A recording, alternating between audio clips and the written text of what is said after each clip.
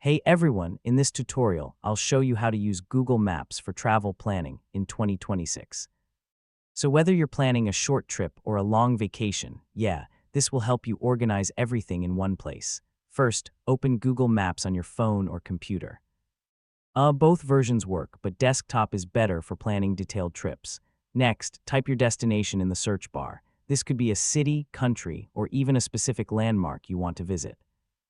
Now zoom in and explore nearby attractions like hotels, restaurants, and tourist spots. This is where planning actually starts to get fun. Click Directions and start building your route between multiple locations. You can add stops to include everything you want to visit. You can save places into lists like Want to Go or create your own travel list. This helps you organize your entire trip in one place. Now compare travel times using driving, walking, or public transport.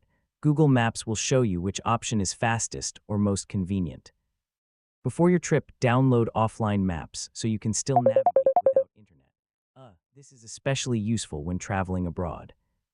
You can also share your saved places or route with friends or family so everyone stays on the same page.